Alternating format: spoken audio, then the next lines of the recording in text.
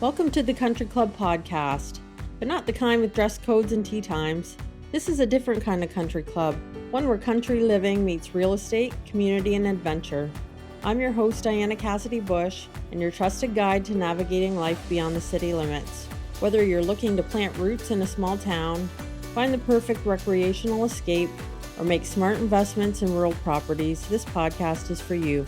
Because in real estate and in life, it's more than just about buying property. It's about making the right plan, seizing opportunities, and building a future you love. Welcome to the Country Club, where home, community, and opportunity come together. Hello, I'm your host, Diana Cassidy-Bush. Thank you so much for joining me at the Country Club podcast. I'm so excited that you're here. In our last episode, I invited listeners to send in their real estate questions, and we received a great one from Melissa.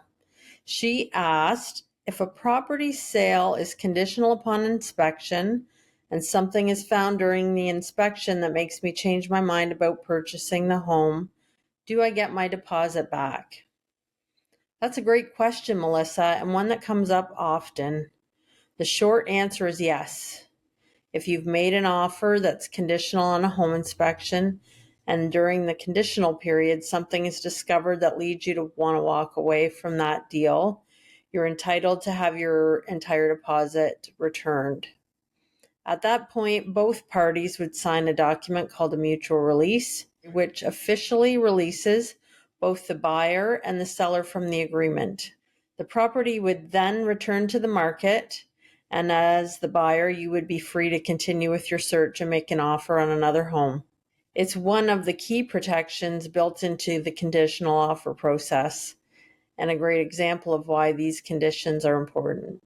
In today's episode, we're going to take a deep dive into a topic that I love, and we're going to discuss getting your ducks in a row, preparing to realize your dream of cottage ownership. As Canadians, we love heading to the lake. There's just something magical about unplugging from the everyday, and where when you pull in the driveway of the cottage, you feel the weight of your everyday life immediately lift from your shoulders, and the stress seems to melt away. And where the biggest decision you have to make is whether you're going to go for a paddle or pour another coffee. In this episode, I'm excited that we have a guest with us today who's not only a very smart and savvy mortgage broker with Laframboise Mortgage, but who's also a cottage owner and investor herself. Welcome to the show, Nicolee. Thanks so much, Anna. Thanks for having me today. I'm very excited. Your description there, I was like, yes. And I was picturing driving to my cottage and what it feels like to pull up. So set the scene perfectly. I love it. Yeah, there's nothing like it, is there? There isn't. And even I find driving to my cottage, as I get closer and closer, it just settles in even more. That feeling of tranquility and letting go. For our cottage, you take the highway and then you take the slightly smaller road, and then you're on you start getting more off the beaten path. Then you're on the cottage road and you finally pull up. You're like, yes, I've made it. So I can appreciate so many people in Canada and Ontario specifically really dreaming of cottage ownership because we have such wonderful locations available to us. So excited to chat this through with you. Awesome. Thank you so much. It's been a while since we had time to catch up, so it's great that we can get together on here. It is. I love it. So thank you again for having us because this is something I'm pretty passionate about. As you mentioned, I do own a cottage myself. Just to go into my background in cottage ownership, I own my cottage with my business partner. So we purchased together. So that's something that I'd love to chat about and what that looks like. But yeah, I think that it's a bit of the Canadian dream, I would say, owning a cottage here. They talk about the American dream, but I think the Canadian dream is cottage ownership. So let's get into it. I agree. So yeah, we're just going to start off with something light, and I'd love you to tell me a bit about your cottage ownership story. Yeah. So as I mentioned, when I decided that I wanted to purchase a cottage, and it had been a dream of mine for a while, I had friends when I was growing up who would go to the cottage for the summer. And it was always really intriguing to me, but it wasn't something that I had. Like, my family didn't have a cottage when I was younger, but it was something I always kind of wanted to explore.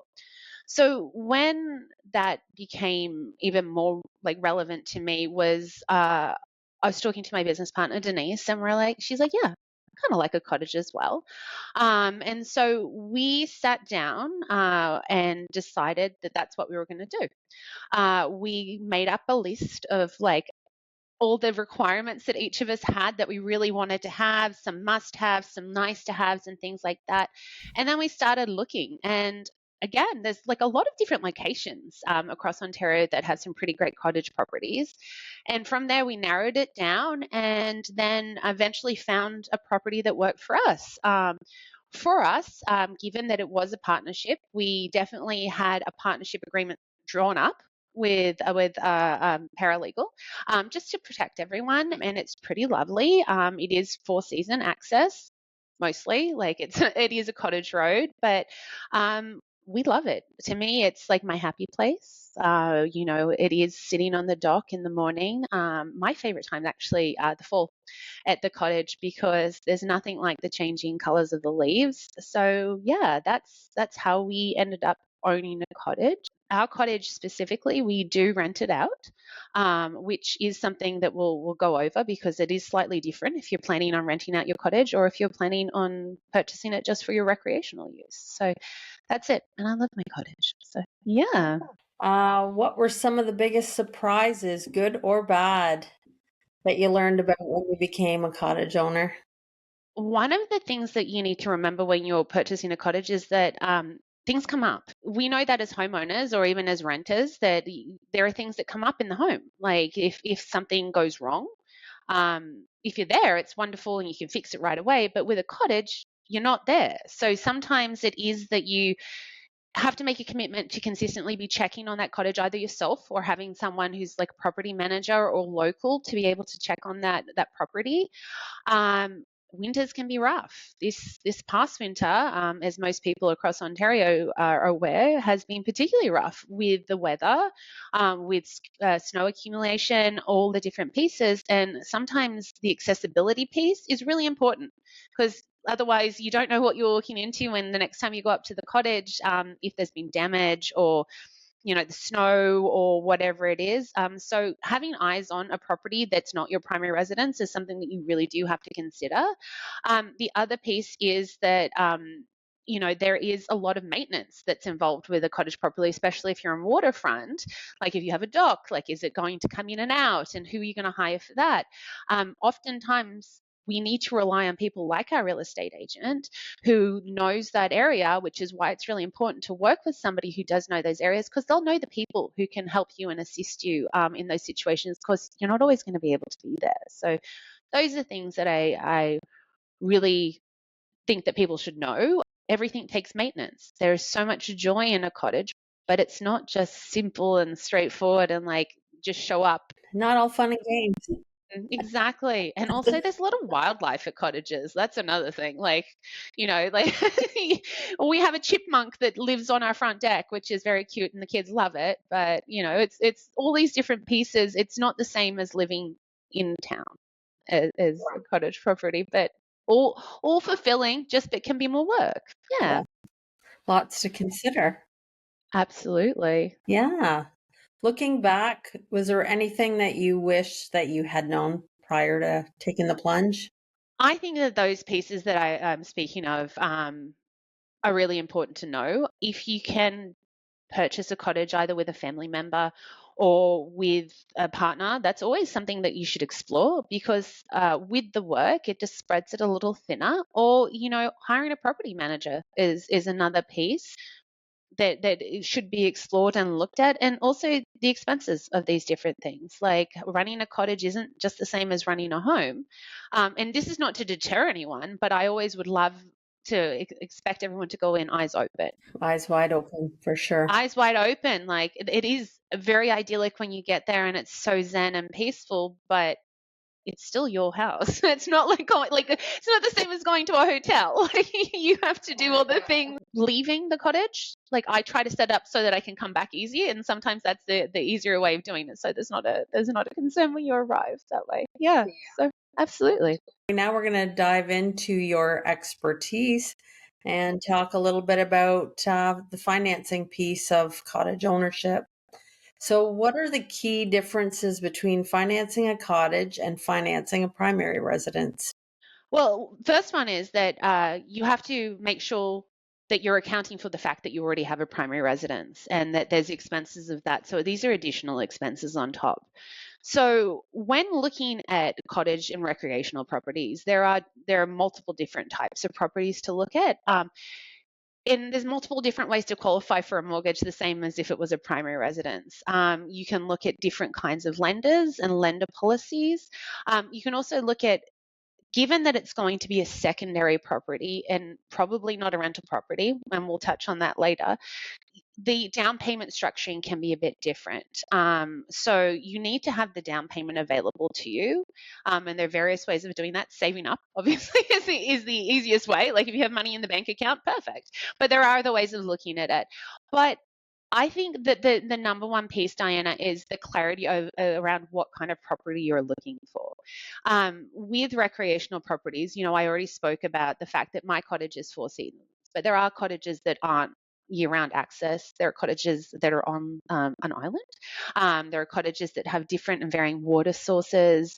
There's different kinds of heating sources. There's different kinds of foundations. So all these different pieces really come together, and you have to look at working with someone for your financing that has access to lots of lenders, because each lender has different policies. It's not as straightforward as someone purchasing in a subdivision, because a lot of times what lenders are looking at is the saleability of that property, not just your ability to purchase it, but if worst comes to worst, if they have to sell it, looking at worst case scenarios, those different pieces need to come together. It's also an affordability thing, like any kind of mortgage. Like when we qualify people for mortgages, we have to include all debts, including like housing debts, and then add the debts on top for the next purchase. And looking at affordability around that, if it is easy to qualify based on like the B20 regulations and guidelines, we're looking at A lenders. But if we have to look at more alternative sources of income, say someone's self-employed, or if the ratios are beyond what is allowed by the A lenders, then we're looking at B lenders. And that does restrict options sometimes for these type of properties. And by that, I mean the loan to value. So it may be that you need to come up with more down payment. But if anyone's thinking about purchasing a cottage property, the first step would be to have a talk with your mortgage professional to look at pre-approvals and what you're wanting to do, and be really open and honest and realistic. I talked about when we sat down and had a wish list of all the different pieces. Like, have a wish list, and if it is you want a cottage on an island, like that's fine. There are ways to do that, but let's make sure that you have the ability and the capacity to be able to do that. So I find that sometimes people, they may have an idea of what they're looking for, but something, unique.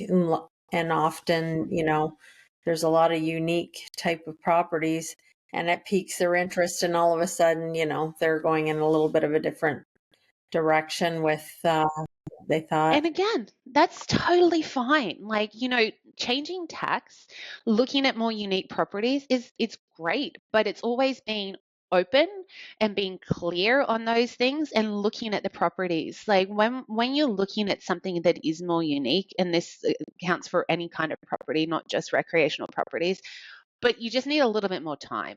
And that's one thing with cottage properties, especially if you're looking at something unique, or again, you're looking to push your budget, or you have that, or like different kinds of income. It's always good to take your time and take a pause. I know that people get really swept up with the emotions and the excitement, which I love, but being prepared is always going to save you from any pitfalls or holes that are going to come up, and stress. Disappointments. Oh, and that's the worst. When we're looking at any residential purchase, this so well, Diana, people get very emotionally attached and like fall in love. And I think that it might happen even more with cottage properties because of that, mentality of sitting on the dock and they can just see themselves there and the kids and the water and all these pieces. And it is idyllic. But you don't want to do this if it's going to stretch you to a point where you're stressed about finances all the time. When you can't sleep, it's not worth it. Oh, it's not worth it. And also, like, because with more unique properties, if it is that, your down payment has to be more or your carrying costs are more, you have to make sure that works for your lifestyle as well. Like, as what I do, what you do, no matter the property, we're making sure that people aren't house poor. Even if it's something you qualify for, like, you need to be realistic, and then look at alternatives and different structures for sure. So can you walk us through, what might impact what a lender might approve, like a 3-season versus a 4-season? All properties have a lender. Like across the board, there are always going to be lender property options for properties. Um, for a 4-season property that, year-round access, has like a proper well and septic set up, is well water, all of these different pieces, most lenders are happy to do that and usually happy to do it for minimal down payment. And again, if it's a secondary property and not a rental, we're talking minimum down payment. It can be insured by the insurers. And what that means is less than 20% down. But there are restrictions on that, and each insurer, each lender has different guidelines in terms of how much down payment is, how much maximum loan amount there can be, how much minimum loan amount, interestingly enough, as well, to be able to do that. When you get to those more unique or the type B properties where they have the 3-season access or water only access, those options become more limited. Like they can still be there, but they are more limited, and lenders and insurers are looking more closely at the property. So it really isn't a no then still, because we always want to look at how to get this done for a client in the most cost effective way possible. So say there's a property and, all the A lenders are out because it's too rural or the income isn't there. We can look at private lending. Private lending tends to be more expensive, but it depends if that makes sense for the borrower. Another thing we often look at for like these properties that are slightly more unique is, instead of putting the financing on that property, we can look at putting the financing on another property that the clients already own to get the equity and the money available on hand to purchase cash for those properties. So as I said, there's always, if there's a will, there's a way. If there's equity, we can do things. And, trying to structure things in a way that makes sense, and for the least cost possible. Like you as well, we want to make dreams come true, but within reasonability.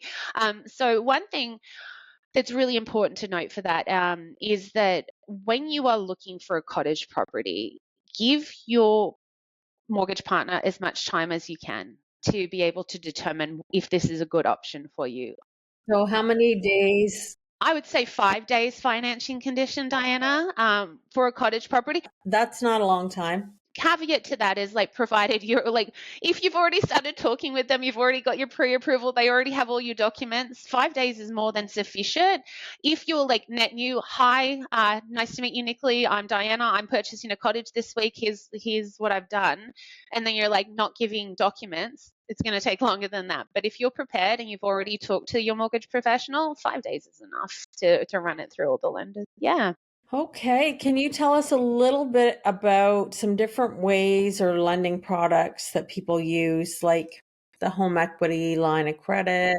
With the financing of a more rural or a more isolated property, if you can debt qualify looking at just your income and your loan to value and all your different ratios, and you have a big down payment, most A lenders are going to be on board for those properties. So it's really traditional lending, the same as you would get on your primary residence.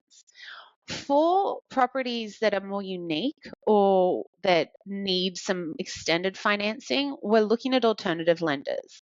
And each of those lenders does have different borrowing criteria and how much they can use in terms of loan to value. Like A lenders, They go everywhere for the most part.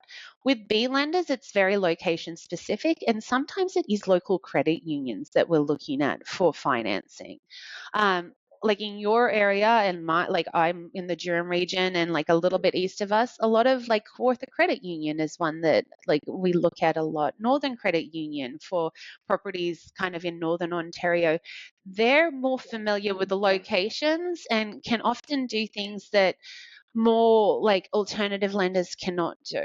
As you move further outside of like populated areas, for alternative lenders, they cut their loan to value as they move further out. Again, it's to marketability of properties.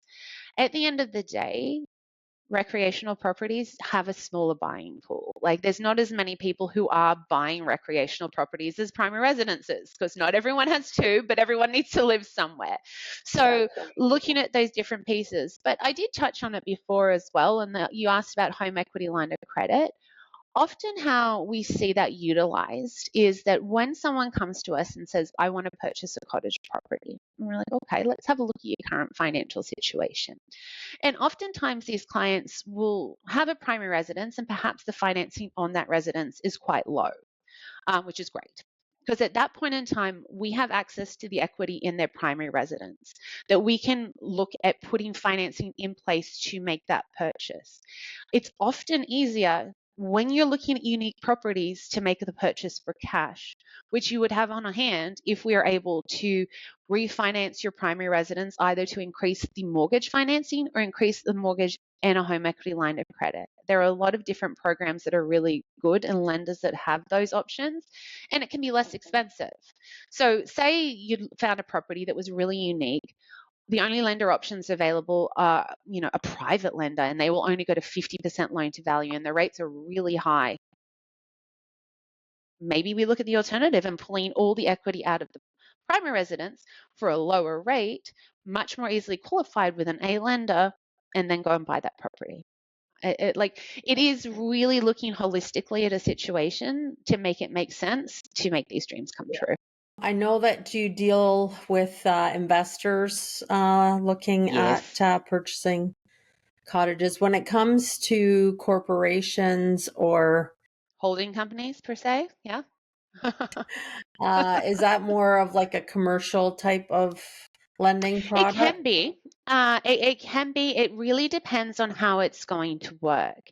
Now, one thing that I often caution people about is planning to have a rental property as a short-term rental. Number one, a lot of different municipalities and towns are cracking down on having those properties, and they have restrictions. Yeah, each municipality, yeah, you need to definitely look, do your homework, that you're able to do that there. Yeah. And then even further to that, not all lenders like short-term rentals, partly because of the municipality restrictions, but also because it's the same as like, when you have a long-term rental client in a property that you own, they treat it like their home. When you have someone who is a short-term renter, they treat it like a hotel or like something that's it's more transient, let's say, Diana. So they see more wear and tear on properties that are short-term rentals. There's more volatility in the income. It's not a guaranteed. If someone has a lease agreement, you've got the landlord-tenant board that's involved to make sure that you are realizing that income for the most part. And like everyone knows there's problems with the landlord tenant board, but that's not what we're talking about. But with short-term rentals and the agreements with different third parties like a VRBO or an Airbnb, there's a lot of issues around different pieces. So all that to say, not all lenders are okay with it. So again, if that is the intent of purchasing a cottage property is to rent it out part-time, which again, I'm not saying is a bad thing. I have one myself that I do that with, but it is important to note that not all lenders will allow it. We have lenders that are okay with it. A lot of the A lenders are not. Some are. But again, this is giving that due diligence period so that if that's your intent, these are your lender options. This is your loan to value in that location. It's just adding more spice to the pre-approval and to what we can do, and just being aware of that. If you are intending on purchasing a cottage property with minimal down payment and you're going to rent it out and stuff, probably not going to happen. Or it's going to be more expensive, or we're going to have to restructure things. But it's not a no. It's just we need to figure this out and make sure it makes sense. Especially as an investor, you want to make sure that your cash flow is there, that it's covering its costs and things like that. But it's also important to note as an investor that even if you have a property on your books that has Airbnb income, not all lenders will even include that in your income when we're doing the next property. So it's all these different pieces to be fully transparent, and to let your partners in your transaction know this. Let your mortgage professional know, hey, I'm going to get this one, but the plan is in 2 years I'm going to get the next one, so that we can look at structuring that. Let your accountant know. Like, when you're an investor, you need to rely on all your team members around you to ensure you're making the right steps towards your goals. So again, there are lenders that will allow it, but not all of them. So if that's your plan, be clear with everyone you're working with so that you don't get in trouble. And if that is your plan, you have to disclose it, because if we get something set up for someone and they're like, yeah, it's for me and my family, and then all of a sudden they're renting it out on Airbnb, lenders can check that. It doesn't happen often that there's a due diligence period where they're checking that they're doing that. But if you have complaints to the town or the municipality, if you have neighbors complaining, things like that, it can get pretty messy if you've got financing in place that doesn't allow for that. Another piece is insurance, Diana, with that. You gotta look at all these different bits and pieces to make sure it makes sense. If I were an investor that was just starting out, cottage properties and Airbnbs would not be where I would start, to be honest. This kind of structuring for a cottage property, I would say, is a little bit more sophisticated, because there's more headaches, but still good. I did it. I'm good. And I'm happy with it. But, just again, eyes wide open. And it depends on what your goals are. And, the income's not as guaranteed. The income can be a lot more, because renting out week to week can be a lot more lucrative than renting out for a long-term rental. Yeah. But different challenges, right? Yeah, different challenges, different goals, different places that people are in their lives. Yeah, lots to consider. Well, back to our original program. For someone planning or dreaming about owning a cottage, what steps should they take to prepare financially? So definitely be really clear on your finances. I'm obviously biased. Reach out to your mortgage partner to get working on it. And the reality is that reach out as soon as you're thinking about it, because one of our jobs, just with my team especially, is you're not wasting my time. If you are thinking about this and you don't know if it's possible yet, let's figure it out. Let's have a look and see if it is possible. And even if it's not possible right now, your mortgage partner can work with you to get you there. It's never no. It's always maybe not yet, or here's the steps you need to take to get there.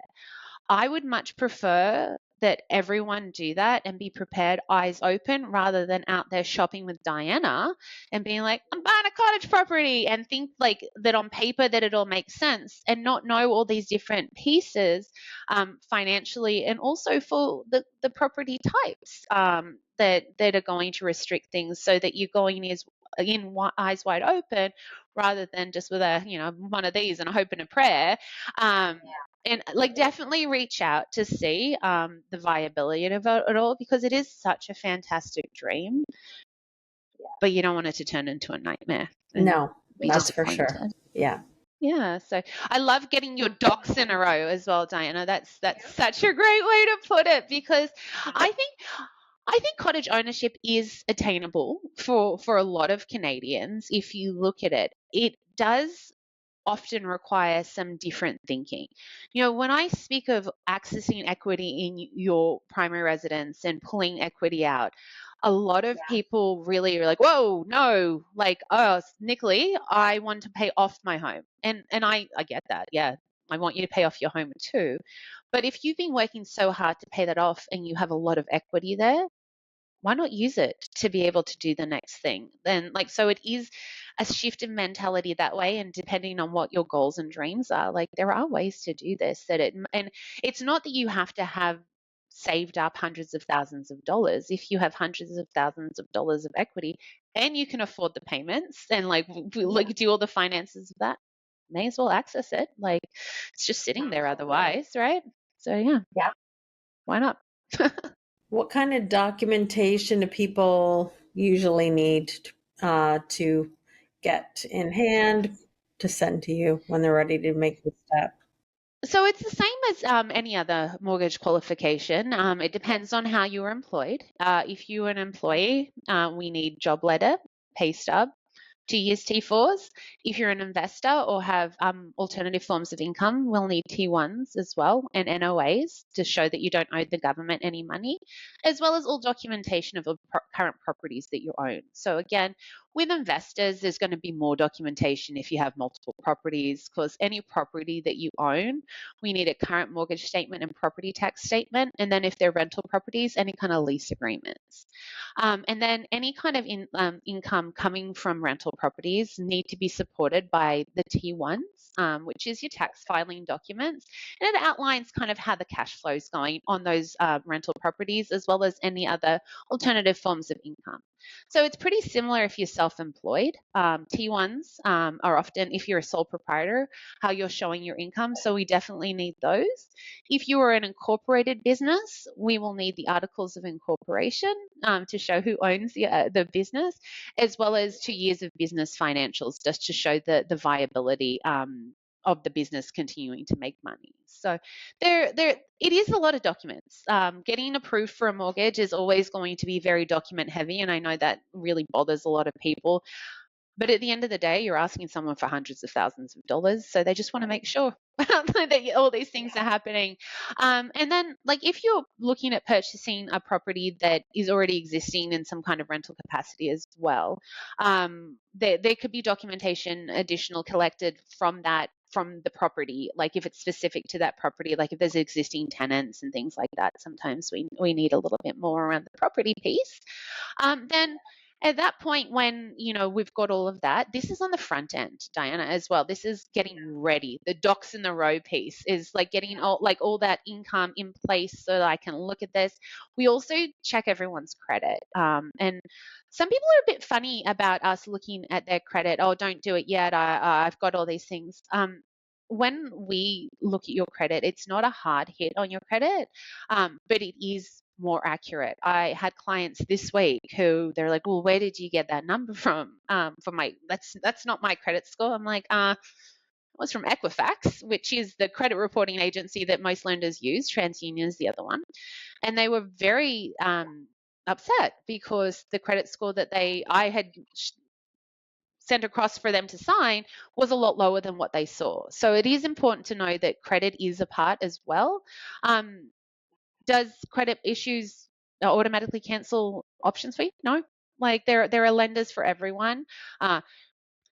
Like multiple prior bankruptcies and things like that, we're going to have a bit of a problem, but there still could be options, and it's just going to be more expensive. But again, it's getting prepared and knowing all your options and knowing the situation you're in and where you want to be. So all this pre-work means that when you're out shopping with Diana, it's going to make it a lot easier for her to find the property that is right for you in your price range, in lending areas that make sense for you and your budget. So all the pre-work is actually really important, because like a pre-approval isn't just a nice to have, it is a necessity out shopping for these, so that nobody's wasting their time, no one's getting disappointed, and no one's getting frustrated, because it is frustrating to do these different pieces, find something you love, then all of a sudden it's gone. Like, I get upset when I find a dress that doesn't work out, like, let alone a cottage. Like, I'm like trying a dress and isn't for me or whatever. That's pretty disappointing, like, let alone a cottage property. And it's a lot of Right? work, finding. It is. You It can is a go lot of through a work. lot of different properties to find the one And then when you do, and, things aren't quite as you thought they were, it can be very disappointing. Yeah, and work with a team that communicates, I think, is another a big piece. For us as mortgage professionals, we work with alongside your realtor. Like, you want everyone on the same page. This is not the time to like not have people talking to each other and communicating so that everything is moving forward in the a way that is going to achieve the goals. The people you surround yourself with are on your team to work towards your goal, and they want to make everything as easy as possible for you. When I say all those documentations, which I understand was a laundry list of things that I need, it is to ensure that I am giving you the most accurate information so that you can achieve your goals. It's not that like I don't want all those documents. I'm not trying to make work here. Like, you send those to me, I have to review them and like compute all that. My team's got to do those things. Like, I would prefer not to. I would love to be able to say, here you go, mortgage pre-approval, but that's going to get us all in trouble. And then my front end of work means that the work that you do with your real estate agent is more fun. Like, it is more fun to go out and look at those places and knowing with confidence that you can do those things. When you are working on these properties, when you see something you like, tell your mortgage broker as well, or have your real estate agent communicate with your mortgage broker. So again, communicate early so that we know that everyone's on the same page and it's going to work out. If there's any like little unique features, we can work through those and make sure that you go in eyes open. Yeah. Good. So what top 3 tips would you give to someone before making an offer on a property? Well, I think even going back even a little bit further to making an offer on property, I think you need to make sure that you're working with the right professional where you're looking. And I mean specifically someone like Diana, who is very versed in the areas that you're looking at. Um, when you are looking for a recreational or a cottage property, you are looking somewhere where that you don't know as much. Like, you don't live there.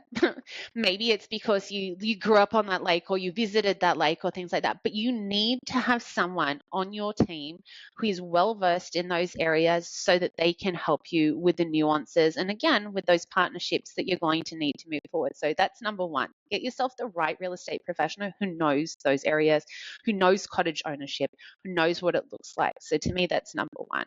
Number two, get your mortgage professional all those documents. Like, do not leave things up in the air. If they ask for something, it's so that it can firm up your numbers and have the options. And the third thing is, know that you do need a financing condition, or give them a financing condition unless you're 100% sure. If you have a lot of like equity or a lot of cash in the bank to fall back on, maybe this isn't as important. But given that these are more unique properties, just give everyone the opportunity to succeed. Nobody like on your team isn't wanting you to get those properties. We all want you to get that. We all want to close the transaction, but let's give everyone enough time and space to make sure that that can happen. I know that there's a level of immediacy in today's world. Everyone wants everything right now. And like me too. Like, I would love to be like, yes, again, perfect, all done. And anything that can go quickly as possible is how I want to go. But just be open, be honest, be clear, and be forthcoming with anything that someone that you're working with asks for. And that way you can realize that dream. Great advice. I love it. So we're going to switch gears and talk about your cottage ownership. Can you Okay. talk a little bit about how that's changed your lifestyle and your family's routines? We love getting to the cottage. Because we own it with my business partner, we often go up there all together. And the community of doing that with another family, and this could be structured similarly, like if you go up with different, your brother and their kids, or your sister or your cousins, the sense of community, but like that microcosm of your closest friends and family having a gathering place is so special. We have a giant harvest table in the middle of our cottage where everyone sits and has dinner together. And then we play games at night. We have a bonfire. It is the Canadian dream for us as well. We often have a girls' weekend. So we take the girls up and have matching jammies and play games again and like sit out on the dock and just really connect. So it is so uplifting. The world's hectic. Having that respite place where you can go with your friends and family really is uplifting and resetting for everyone. So it's pretty special. For us as well, like having the rental piece is quite lovely. It offsets a lot of the costs of having the cottage, which really does work, but it isn't without its pitfalls and different issues. Like we have been fortunate to have found some professionals in those areas who can go because my cottage is 2 hours from my house. So if something happens and someone needs to be there really quickly, I don't always have the capacity to drop everything and get there. So having those professionals in place who can, go and be my proxy while I can't get there is really important. But overall, I would recommend owning a cottage to anyone who is financially able and positioned. But it's not just like it's not all sunshine and rainbows and docks and loons. Though those things are so freaking fantastic. Like there's nothing like loons in the morning, Diana, in the middle of summer. And we absolutely saw the northern lights from our dock last summer, which was pretty special. So, do you think overall that cottage ownership is a good long-term investment in your opinion? I think long term is the key word there, Diana. I think that buying a cottage property is not, unless you're about to do extensive renovations and you're going to buy a property that you're going to like knock down a cabin and do that. And that's a completely different conversation in terms of all the costs of doing a rebuild and things. But I think it's a more of a long term investment. Cottage properties may not appreciate, depending on the area, every area is different. They may not appreciate in the same way that a resident, like a primary residence, can within the city or something like that. So I don't know that it's where you're going to make a quick amount of money, like flipping a cottage property.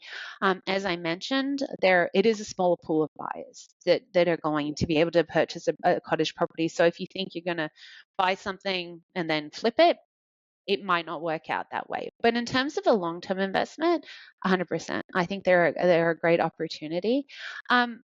Also for the quality of life, like, having that space to go away and like with the state of the world right now, traveling south and doing different things is not looking as, really attractive as it once was. So, I think that there is a really great opportunity for people who had properties to the south to get into the cottage market because Ontario is beautiful and there's a lot to see and there's a lot of time that you can spend here in Canada and contribute to the Canadian economy by like visiting your cottage and the different smaller communities and supporting them. And I think from an investment perspective, yeah, like having a cottage, as I said, it's not going to appreciate the same way that some other properties might, but the value over the years of spending time there, I think, is also like maybe it's not in a dollar and cents way, but it's an intangible that really does enrich your life for sure. Absolutely. Good point. If you could go back and give yourself one piece of advice before buying your cottage, what would it be? I think it would be to know the market, to work with a real estate agent that is in those markets, and to really take your time. Cottage properties are it's a longer term solution. Like oftentimes people are like, get a property to get the next property. That's not what you're doing. It's a slower move with the cottage. So I think it is like having that clarity of what you really want in a cottage and waiting for the right property. You don't have to move quickly for a secondary property if it's a nice to have and not a must have. Like, you must live somewhere, but take your time. And do your research, go visit. Maybe rent a few cottage properties to see what you like, the feel that you have. It's not going to be exactly the same, obviously. You don't have to have to maintain it the same way, but like, make sure, take a drive a couple of times to see how long it takes to get places and like the traffic and things like that, because it is going to be further away for you. So just take time with it. Like, cottage life is a little slower. So get ready for that and prepare for that by taking your time and really figuring out what you like. And then when the right opportunity comes, you've taken your time, you know what you want, you've got the right professionals, you're fully pre-approved, and you can move quickly at that point. Awesome. Thank you so much for joining us today, Nicolee. My pleasure. I want to go to my cottage right now, Diana. I am going to mine. I am going to mine shortly. Oh, jealous. Actually, I might actually go to mine tomorrow. I've got a few things to clean up there. As I said, it's been a bit of a tough winter for a lot of cottage owners. Yeah, and this time of year it is about getting ready for the next season and a little bit of work, not all play. So Not all yeah. play, but I think that all the work and all the maintenance is absolutely worth it. But it does have to happen. Nothing just is a set and forget with any kind of home ownership. It's always work involved with everything. Yep, but the reward is there. Yes. Well, thank you again so much for joining us. And My pleasure. Thank you for having me. yeah, great. We'll keep in touch. Definitely. Today, I'd like to ask you to send any questions to help us shape the conversation about you and your journey in real estate. Send it to us via email, through social media. We would love to hear from you. Until next time, thank you so much for joining us. Your support truly means so much to me. Please subscribe to our podcast, leave feedback, and share this with a friend. I can't wait to check in with you next time on the Country Club podcast. Thanks for joining me at the Country Club today. I hope our conversation has helped guide your journey.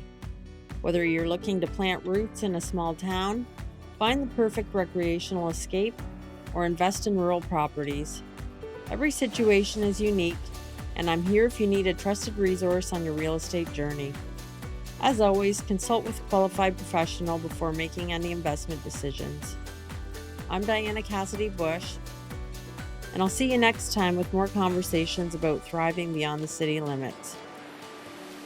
Click the follow button for the Country Club podcast with Diana Cassidy-Bush on your favorite podcast platform, and let's start building your future together.